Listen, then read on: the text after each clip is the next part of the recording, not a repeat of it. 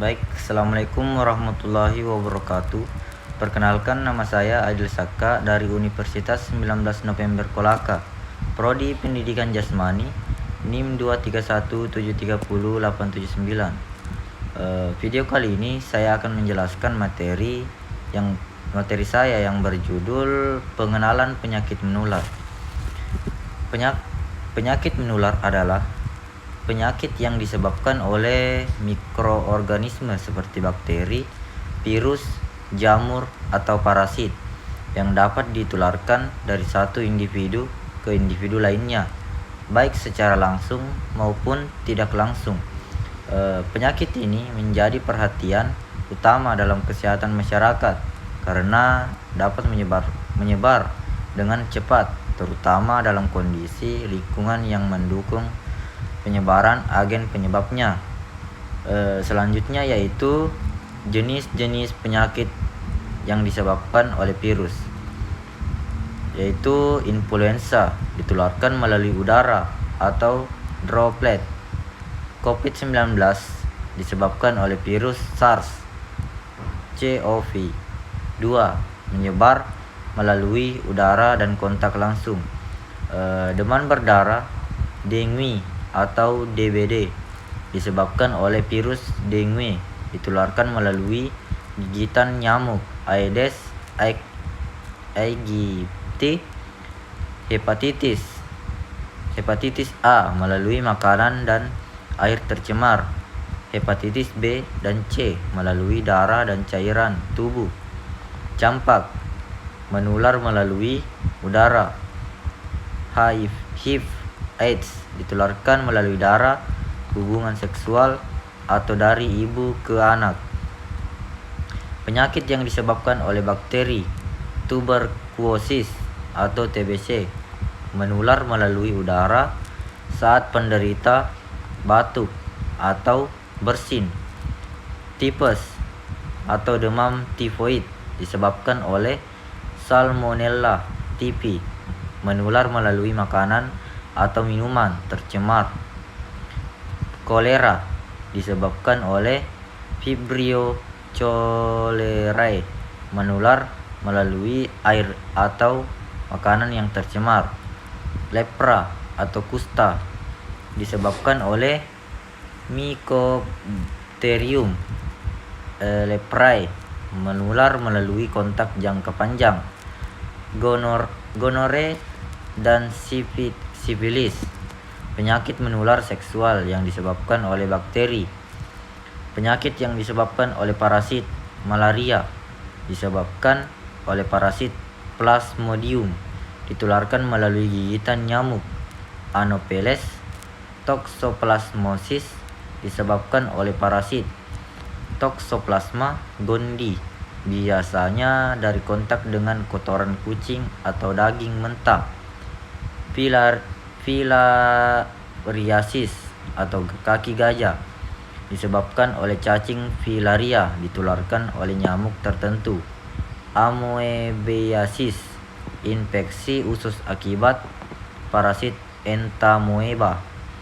Histolytica, penyakit yang disebabkan oleh jamur Candidiasis. Infeksi jamur Candida dapat menyerang mulut, kulit, atau alat kelamin. Kurap dan panu, infeksi kulit akibat jamur. Histoplasmosis, infeksi paru-paru akibat spora jamur yang dihirup. Penyakit menular melalui vektor. Demam berdarah ditularkan oleh nyamuk Aedes aegypti. Chikungunya, penyakit mirip demam berdarah yang juga ditularkan oleh nyamuk Aedes. Penyakit Lyme disebabkan oleh bakteri Borrelia, ditularkan oleh gigitan kutu. Penyakit menular melalui makanan dan air. Hepatitis A akibat makanan dan atau air tercemar. Diare infeksius disebabkan oleh bakteri seperti E. coli atau virus rotavirus. Keracunan makanan. akibat bakteri seperti Salmonella atau Staphylococcus aureus. Penyakit menular seksual atau PMS. HIV/AIDS menular melalui hubungan seksual darah atau ibu ke anak. Gonore atau kencing nanah disebabkan oleh bakteri Neisseria gonorrhoeae. Sipilis disebabkan oleh bakteri Treponema pallidum. Herpes genital disebabkan oleh virus herpes simplex atau HSV. Penyakit menular melalui kontak langsung. Cacar air atau varicella menular melalui kontak langsung atau udara. Impetigo, infeksi kulit akibat bakteri yang menyebar melalui kontak langsung. Scabies atau kudis, infeksi kulit akibat tungau yang menyebar melalui kontak langsung atau barang yang terkontaminasi. Setiap jenis penyakit menular memiliki karakteristik dan cara pencegahan khusus, sehingga penting untuk menjaga kebersihan dan pola hidup sehat serta mendapatkan vaksinasi jika tersedia. Selanjutnya yaitu cara penularan penyakit menular. Penyakit menular dapat menyebar melalui berbagai cara tergantung pada jenis patogen. Penyebabnya yaitu virus, bakteri, jamur, atau parasit. Berikut adalah beberapa cara penularan penyakit menular, yaitu melalui udara atau airborne transmission. Penularan melalui droplet atau partikel kecil yang melayang di udara. Contoh penyakit TBC, influenza, COVID-19, campak, cacar air. Cara pencegahan: gunakan masker di tempat umum, hindari keramaian saat sakit, pastikan ventilasi ruangan baik. Yaitu melalui kontak langsung atau direct kontak. Penularan terjadi melalui sentuhan langsung dengan kulit, luka, atau cairan tubuh dari orang yang terinfeksi. Contoh penyakit: kudis atau scabies, herpes, impetigo, cacar air. Cara pencegahan: hindari kontak dengan kulit atau luka orang yang terinfeksi. Jaga kebersihan tangan. Melalui cairan tubuh. Penularan melalui darah, air liur, air mani, atau cairan tubuh lainnya. Contoh penyakit: HIV/AIDS, hepatitis B dan C, sipilis. Cara pencegahan: hindari berbagai jarum suntik atau alat medis. Gunakan alat pelindung saat menangani cairan tubuh. Gunakan kondom saat berhubungan seksual. Melalui makanan dan minuman tercemar. Penularan terjadi jika makanan atau air terkontaminasi oleh patogen. Contoh penyakit: tipes, kolera, hepatitis A, diare infeksius. Cara pencegahan: konsumsi makanan yang matang, minum air yang bersih atau yang telah dimasak. Jaga kebersihan alat makan. Melalui vektor atau vector-borne transmission. Penularan melalui gigitan serangga atau hewan yang membawa patogen. Contoh penyakit: malaria atau nyamuk Anopheles, demam berdarah, nyamuk Aedes aegypti, Zika atau nyamuk Aedes, penyakit limi kutu. Cara pencegahan: gunakan obat anti nyamuk, bersihkan lingkungan agar bebas dari genangan air. Gunakan pakaian yang menutupi kulit. Melalui vomites atau benda yang terkontaminasi. Penularan melalui benda-benda yang terkontaminasi oleh patogen, seperti handuk, pakaian, atau peralatan makan. Contoh penyakit: kudis atau scabies, infeksi jamur kulit, flu biasa. Cara pencegahan: jangan berbagi barang pribadi seperti handuk atau sikat gigi. Disinfeksi benda yang sering disentuh. Melalui ibu ke anak atau vertical transmission. Penularan terjadi dari ibu yang terinfeksi kepada bayi selama kehamilan, persalinan, atau menyusui. Contoh penyakit: HIV, hepatitis B, sifilis. Cara pencegahan: ibu hamil menjalani pemeriksaan kesehatan rutin, pemberian obat antiretroviral atau ARV pada ibu dengan HIV, melalui kontaminasi lingkungan atau environmental exposure. Penularan terjadi jika individu terpapar lingkungan yang tercemar patogen seperti tanah atau air yang mengandung parasit atau bakteri. Contoh penyakit: leptospirosis atau air yang tercemar, urin hewan, cacingan, atau tanah yang terkontaminasi. Cara pencegahan: hindari kontak langsung dengan air banjir atau tanah yang tercemar. Gunakan alas kaki saat keluar rumah. Dengan memahami cara penularan ini, langkah pencegahan seperti menjaga kebersihan, melakukan vaksinasi, dan mempraktikkan perilaku sehat menjadi lebih efektif untuk mengendalikan penyebaran penyakit menular. Baik, selanjutnya yaitu tindakan pencegahan penyakit menular. Pencegahan penyakit menular bertujuan untuk mengurangi risiko penularan baik pada individu maupun masyarakat. Berikut adalah langkah-langkah pencegahan yang dapat dilakukan. Menjaga kebersihan diri, cuci tangan dengan sabun dan air mengalir sebelum makan, setelah menggunakan toilet, dan setelah kontak dengan benda atau orang yang mungkin terkontaminasi. Mandi secara teratur dan jaga kebersihan kulit untuk mencegah infeksi. Hindari menyentuh wajah, mata, hidung, mulut tanpa mencuci tangan terlebih dahulu. Menerapkan pola hidup sehat. Konsumsi makanan bergizi untuk meningkatkan daya tahan tubuh. Lakukan olahraga secara rutin. Cukup istirahat agar tubuh tetap bugar.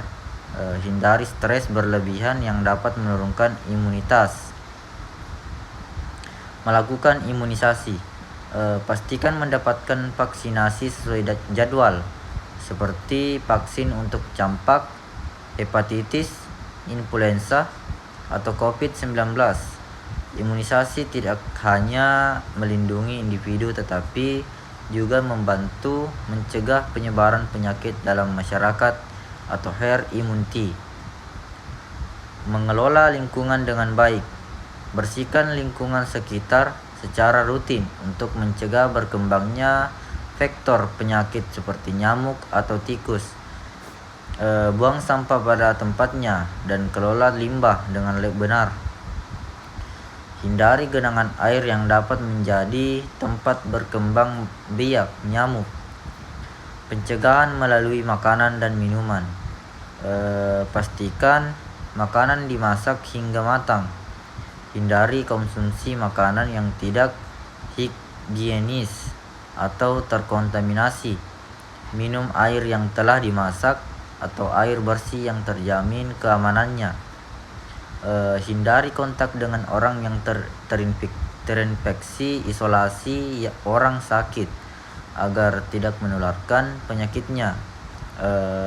Hindari berbagai barang pribadi seperti handuk, sikat gigi, atau pakaian.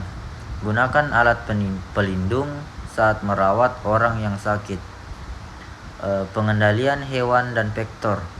Gunakan kelambu atau obat anti nyamuk untuk mencegah gigitan nyamuk penyebab penyakit seperti malaria dan demam berdarah. Vaksinasi hewan peliharaan untuk mencegah penyakit zoonosis seperti rabies. Hindari kontak langsung dengan hewan liar atau hewan yang terlihat sakit. Edukasi dan kesadaran masyarakat. Berikan edukasi kepada masyarakat tentang cara penularan dan pencegahan penyakit. Terapkan perilaku hidup bersih dan sehat atau PHBS di rumah, sekolah, dan tempat kerja. Laporkan kasus penyakit menular kepada pihak berwenang untuk mencegah penyebaran lebih lanjut. Baik, selanjutnya yaitu pentingnya vaksinasi. Mencegah penyakit berbahaya. Vaksinasi melindungi tubuh dari infeksi penyakit yang berpotensi menyebabkan komplikasi serius, cacat, atau kematian. Contoh penyakit yang dapat dicegah: polio, campak, difteri, tetanus, hepatitis B, COVID-19. Keuntungan individual. Yang divaksin memiliki resiko yang jauh lebih rendah untuk mengalami gejala berat jika terpapar patogen penyebab penyakit. Membentuk kekebalan tubuh. Imunisasi aktif. Vaksin membantu tubuh mengenal dan melawan patogen tertentu tanpa harus mengalami penyakit tersebut. Vaksin mengandung antigen atau bagian dari patogen yang telah dilemahkan atau dimatikan, yang merangsang sistem kekebalan untuk membentuk antibodi. Jika terpapar patogen di kemudian hari, tubuh akan merespon lebih cepat dan efektif. Melindungi kelompok rentan atau herd immunity. Vaksinasi massal menciptakan kekebalan kelompok herd immunity, melindungi mereka yang tidak bisa divaksinasi, seperti bayi yang belum cukup umur untuk divaksin, orang dengan gangguan sistem imun seperti penderita kanker atau HIV, lansia yang daya tahan tubuhnya lemah. Contoh kasus keberhasilan herd immunity: cacar, smallpox telah diberantas secara global karena program vaksinasi. Mengurangi beban ekonomi dan sosial. Menekan biaya pengobatan dengan mencegah penyakit vaksinasi. Mengurangi kebutuhan rawat inap, pengobatan mahal, atau kehilangan produktivitas akibat sakit. Mengurangi dampak wabah. Vaksinasi mencegah penyebaran penyakit secara luas yang dapat mengganggu aktivitas sosial dan ekonomi masyarakat. Mencegah penyebaran pandemi. Vaksinasi berperan penting dalam mengontrol pandemi seperti yang terlihat pada COVID-19. Vaksin membantu menurunkan angka infeksi, mencegah gejala berat, dan mengurangi angka kematian. Dengan cakupan vaksinasi yang luas, penyebaran virus dapat dihentikan. Keamanan dan efektivitas yang teruji. Vaksin menjalani pengujian ketat untuk memastikan keamanannya sebelum disetujui untuk digunakan oleh masyarakat. Kejadian efek samping serius sangat jarang dibandingkan resiko komplikasi dari penyakit yang sebenarnya. Melindungi generasi mendatang dengan vaksinasi. Penyakit yang dulunya umum dapat dicegah sepenuhnya. Melindungi generasi berikutnya. Contoh penyakit seperti rubella yang dapat menyebabkan cacat lahir hampir sepenuhnya dihilangkan di banyak negara berkat vaksin. Mendukung hak untuk hidup sehat. Vaksinasi adalah bagian dari hak dasar untuk hidup sehat, membantu memastikan semua orang, terutama anak-anak, dapat tumbuh dan berkembang tanpa ancaman penyakit yang dapat dicegah. Selanjutnya yaitu pengobatan penyakit menular. Pengobatan berdasarkan jenis penyebab. A. Penyakit akibat bakteri. Pengobatan utama antibiotik. Contoh penyakit TBC, pneumonia, sifilis, gonore. Penggunaan antibiotik harus sesuai resep dokter untuk mencegah resistensi antibiotik. Pendekatan tambahan, mengelola gejala dengan obat pereda nyeri atau antipiretik, penurun demam, peningkatan daya tahan tubuh dengan pola makan sehat. B. Penyakit akibat virus. Pengobatan utama, obat antivirus. Contoh Acaltamivir untuk influenza, remdesivir untuk COVID-19. Tidak semua penyakit virus membutuhkan obat. Sebagian besar infeksi virus seperti flu dapat sembuh dengan istirahat dan penanganan gejala. Pendekatan tambahan, vaksinasi untuk mencegah infeksi lebih lanjut. Terapi suportif seperti cairan infus dan oksigen pada kasus berat. Pengobatan simptomatik. Pengobatan ini bertujuan untuk meredakan gejala tanpa langsung memengaruhi penyebab penyakit. Contoh pengobatan antipiretik atau penurun demam seperti paracetamol atau ibuprofen. Dekongestan untuk hidung tersumbat, obat antitusif untuk meredakan batuk, obat anti diare untuk penyakit yang menyebabkan diare. Terapi suportif. Terapi ini bertujuan untuk mendukung tubuh selama masa penyembuhan. Contoh tindakan cairan infus untuk mencegah dehidrasi pada pasien dengan diare berat untuk demam tinggi. Oksigen tambahan untuk penyakit seperti COVID-19 atau pneumonia berat. Nutrisi yang cukup untuk mempercepat pemulihan. Pengobatan khusus untuk penyakit tertentu. HIV/AIDS, obat antiretroviral atau ARV yang menekan replikasi virus. TBC, pengobatan kombinasi antibiotik atau isoniazid, rifampicin, ethambutol, pyrazinamide selama 6-12 bulan. Hepatitis B dan C, obat antivirus seperti tenofovir atau sofosbuvir. Isolasi dan pencegahan penularan. Pasien dengan penyakit menular tertentu mungkin perlu diisolasi untuk mencegah penularan. Penyakit seperti COVID-19, TBC, atau meningitis membutuhkan langkah isolasi hingga risiko penularan berkurang.